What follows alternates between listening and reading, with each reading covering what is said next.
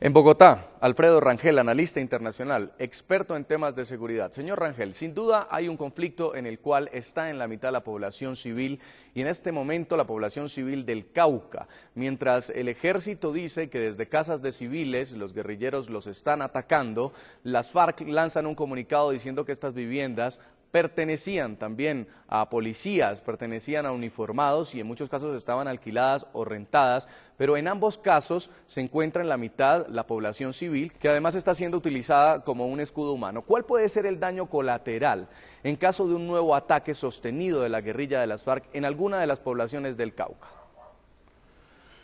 Pues como usted dice y lo ha ratificado el comandante Celi, efectivamente la guerrilla está violando de manera reiterada, de manera sistemática, de manera persistente el derecho internacional humanitario al utilizar bienes civiles como son las casas de los campesinos, de los moradores de la región, como puntos para atacar a las fuerzas militares y también utilizando incluso a la población como escudos humanos. De igual manera, la actitud terrorista de las FARC al hacer este tipo de atentados indiscriminados contra una población con el pretexto de atacar un objetivo militar como la estación de policía, que dicho sea de paso, pues no es una entidad militar, sino una entidad de policía.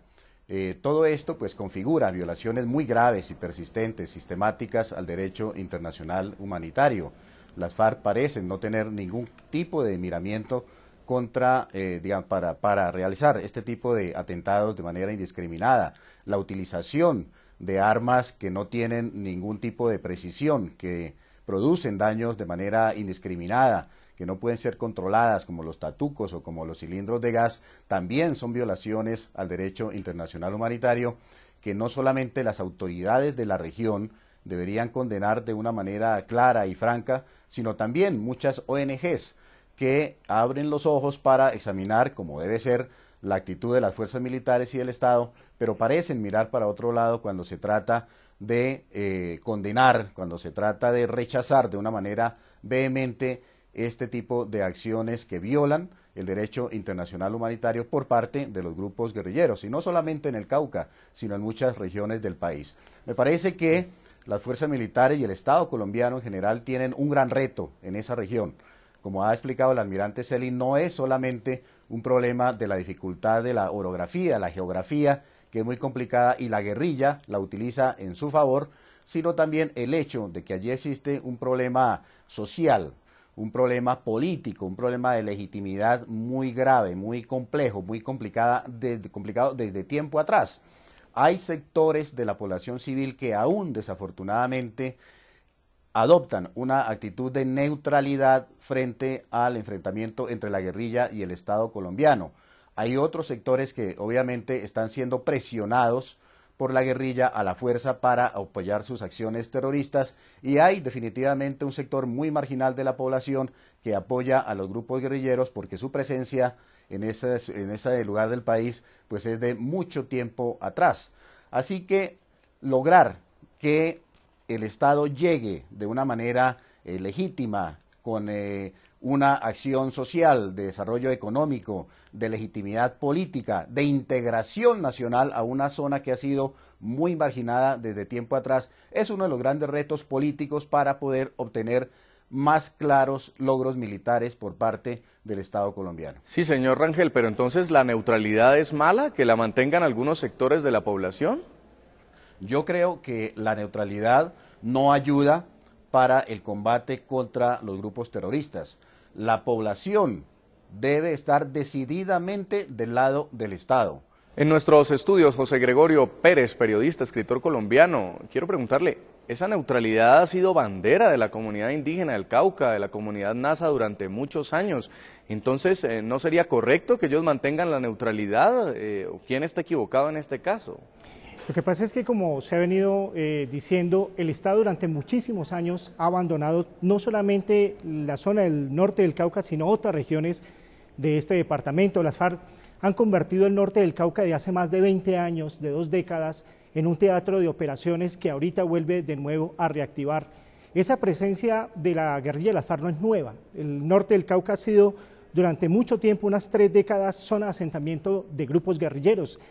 Hablamos del M-19, del EPL, del ELN, del Quintín Lame, que era el Movimiento de Resistencia Indígena, y ahora las FARC ha copado esos espacios que las guerrillas de hace algunos años que se han desmovilizado y otras que se han desplazado a otras zonas de la región, ha venido copando ese espacio. Pero la neutralidad indígena está manifiesta en 2 cosas. Uno, en una especie de prevención frente a las acciones que el Estado trate de hacer y de intervenir a través de sus instituciones legítimas, no solamente a nivel militar o a nivel judicial con las fiscalías, los jueces, sino también a través de las acciones sociales y económicas. En noviembre del 2009 el gobierno lanzó un plan de 14 puntos de intervención para el norte del Cauca, el centro y el norte del Cauca. Esos 14 puntos, en resumen, trataban de vincular un poco la protección de la población civil frente al delito común y también frente a la intervención de la guerrilla a las poblaciones locales. Y en segundo lugar, intervenir y hacer un plan de desarrollo económico como el que viene adelantando el gobierno en zonas de consolidación como en el Meta, con la Macarena y con estas antiguas poblaciones de la zona de distensión. Esos esfuerzos del gobierno y del Estado han chocado con la prevención de las instituciones indígenas, de los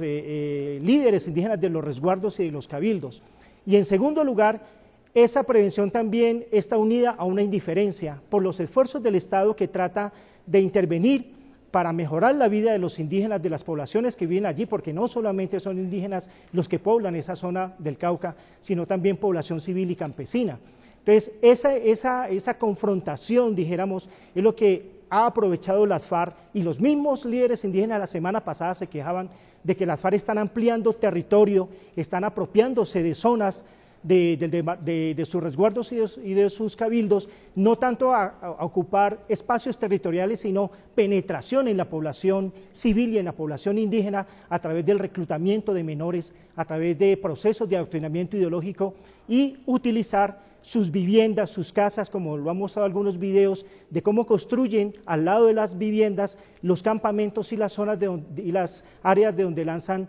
los tatucos y los morteros. Almirante Celi, ¿y usted qué opina de esta neutralidad? ¿Es posible mantenerla en la zona? No solamente cuando usted asegura que por un lado el ejército les está pidiendo colaboración a los indígenas, por otro la guerrilla amenazándolos, sino porque terminan conviviendo los mismos indígenas tanto con un lado como con el otro, estableciendo algún tipo de relación